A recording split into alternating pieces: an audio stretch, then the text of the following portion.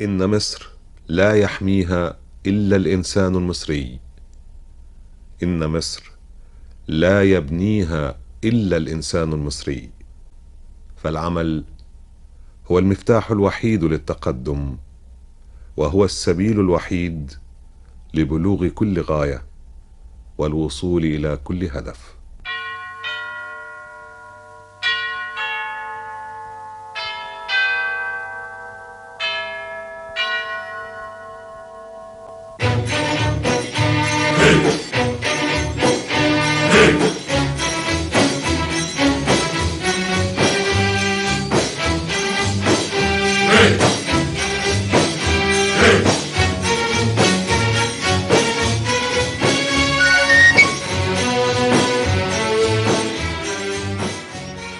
أعزائي المشاهدين، يسعد برنامج أيادي مصرية أن يلتقي مع الأستاذ مسعد بيركي، رئيس المؤسسة المصرية النوبية ورئيس مجلس إدارة جامعة مصر. أستاذ مسعد، بداية مرحبا بحضرتك في برنامجنا. أهلا وسهلا بكم وأهلا بالسادة المشاهدين. أولا، هو الجامعات الأهلية على مستوى جمهورية مصر العربية في عندها لوائح بتمشي بيها. اللوائح دي مهمة جدا أن يكون العمل على أرض الواقع، وليس فقط بنود بتتحط وما نشتغلش عليها. عشان كده هي بتعتمد على إمكانيات، إذا كانت إمكانيات شخصية وعلاقات أو إمكانيات مادية. عشان كده الجامعات الأهلية وفي كل ظرف، في كل ظرف بيكون ليها دور. يعني احنا دلوقتي في الأيام دي الظرف بتاعنا الحالة الاقتصادية للبلد، الظرف بتاعنا أهالينا في السودان اللي جايين لمصر. دي كلها حاجات بتخلي المجتمع الخدمي يجب أن يعمل على قد إمكانياته، يعمل من خلال المظلة بتاعة الدولة. عشان كده أنا سعيد جدا إن حاليا الجامعات الأهلية على مستوى محافظة أسوان تحت رعاية محافظ أسوان اللواء أشرف عطية ومديرية التضامن الاجتماعي بأسوان شغالين على قدم وساق لاستقبال أهالي السودان لمصر من خلال محافظة أسوان.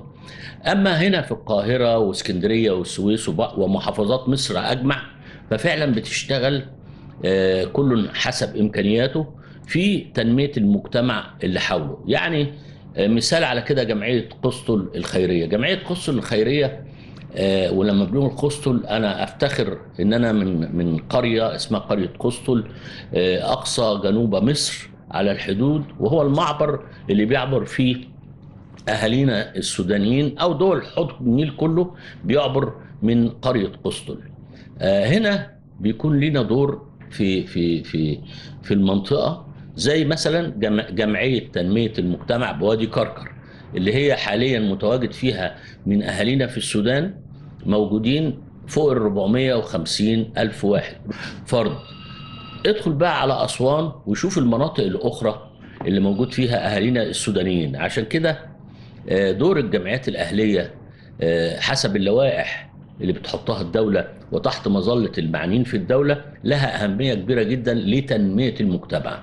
تنمية المجتمع من لازم نفهم فيه أمور، يعني مثلا امتحانات الشباب حاليا هتلاقي في جمعيات بتعمل دروس خصوصية للطلبة والطالبات إذا كان والجامعيين كمان.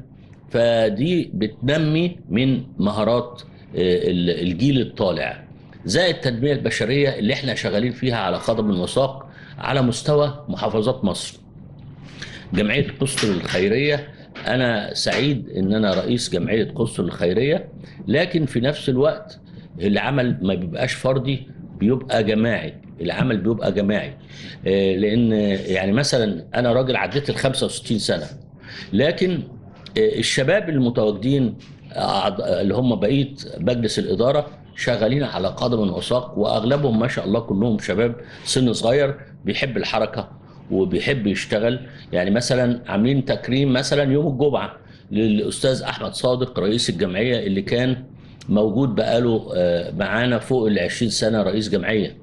موجود معانا أخونا عبد هارون أستاذنا ومعلمنا اللي هو قعد في الجمعية يخدم 40 سنة أو أكتر من 50 سنة. دي حاجات عشان نعلم الجيل اللي طالع إزاي يهتموا بالكبار. انت لو ما اهتمتش بالكبير بتاعك اللي علمك مش هتعرف تاخد النصيحة من اللي جاي. فعشان كده من خلال برنامجكم المحترم الموقر، انا بشكر عم احمد صادق رئيس جمعية قسطر السابق، وبشكر اخويا عبده هارون، وفي مثلهم كتير جدا في المجتمع بنشكرهم كلهم. وبعدين تعال بص على الجمعيات الموجودة هنا النوبية اللي موجودة على مستوى القاهرة، 62 جمعية ونادي ورابطة، كلهم بيجتمعوا في حب الوطن اللي هي مصر. في اسكندرية كذلك، والسويس واسماعيلية وبورسعيد. فأنا من خلال برنامجكم بقول وبشيد بالعمل الاجتماعي الخدمي اللي هو ليه دور قوي جدا. وده على فكرة من الحاجات الجميلة ان بيتم تأهيل الجمعيات، وبيروحوا مندوبين من الجمعيات بيأهلوهم على مستوى الدولة عشان المرحلة اللي جاية ازاي تكون شكل الجمعيات الخيرية وعملها الاجتماعي الخدمي في خدمة المواطن المصري.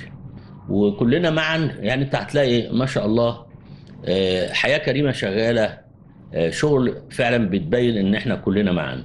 مصر الخير شغالة، كلنا معا. في جهات كتيرة جدا بتتبناها الدولة شغالة على قدم وساق. لكن هو اللي احنا بنطلبه زي ما مصر، ما خلي بالك انا بكلمك بقى هنا، زي ما مصر بتستقبل اليمن والعراق وليبيا وسوريا وفلسطين والسودان، يعني مصر هي الأم للشعوب العربية والأفريقية. فعشان كده أنا بتمنى إن كل الجهات المعنية في الدولة تنظر مع التنمية اللي احنا شغالينها دي حاجة روعة، وعلى قدم وساق شغالة تنمية من يوم ما تولى الرئيس عبد الفتاح السيسي التنمية للطرق والكباري والصرف الصحي والبنية الأساسية والتحتية للدولة اللي كانت منهارة قبل مجيئه ب50 سنة. احنا محتاجين ان احنا 70% تتعمل للبنية الأساسية أو 60%، وال40% ننظر فيها للمواطن المصري اللي هو حاليا يحتاج النظرة إليه، لأن كل اللي فات ده كان من قوت المواطن المصري. عايزين الثمرة تطرح، عشان لما تطرح هتخف من معاناة المصريين بالذات محدود الدخل ومتوسطي الدخل. فهنيئا لنا بشعبنا وسيدات مصر اللي هي بتعاني وتكافح لتربية النشء، وهم يمكن محطوطين في الصدارة عشان في كل حاجة بأمانة. يعني احنا كلنا بنحط المرتب للزوجة اصرفي، لكن بنعرف ازاي؟ لا، ما بنعرفش. فهنا من خلال المجتمع المدني في امور كتيرة جدا، والجمعيات اللي بنشوفها في الشوارع اللي بتبيع اللحمة والرز والسكر والشاي، اللي عاملاها المخيمات اللي موجودة على مستوى مصر، اي نعم زادت الاسعار، لكن يكفينا فخرا ان احنا بلد الامن والامان. انا عايز اشير لحاجة مهمة. انا لو ما كانش عندي اكتفاء ذاتي ما كنتش دخلت العمل الاجتماعي الخدمي، لان العمل الاجتماعي الخدمي بيضيع مجهود ومال وعلاقات، بتضيع حاجات كتيرة جدا. فلازم يكون عندك الاول اكتفاء ذاتي، لانك لو ما عندكش اكتفاء ذاتي في بيتك مش هتعرف تعمل لغيرك. مهم قوي ان احنا بيتك، اسرتك، امك، ابوك، اولادك، يكون عندك اكتفاء ذاتي ليهم الأول. لو عندك وقت فراغ ادخل شارك، ما عندكش لا، عشان تقدر تحمي بيتك من حاجات كتيرة قوي ممكن تأذيك انت شخصيا. اتعرف بحضرتك؟ أنا هاشم محمد بسطان من السودان، من النوبة السودانية، مدينة حلفا. اهلا بيك يا استاذ هاشم. طبعا عرفت من حضرتك من قبل اللقاء ان دي مش اول مره تزور فيها مصر. كنا عايزين نعرف انطباع حضرتك عن زيارتك المره دي لمصر والاخوه السودانيين في مصر، كانت عامله ازاي؟ والله الزيارة الحمد لله الزيارة كانت طيبة زي كل مرة. الشعب المصري بيستقبلنا كأننا في بلدنا. نعم. يعني الحمد لله والشكر لله. يعني مصر الدولة الوحيدة اللي بتعاملت مع السودانيين كأنهم مواطنين مصريين يعني من البلد، ما زي الدول الأخرى بتكتب علينا كلمة لاجئ.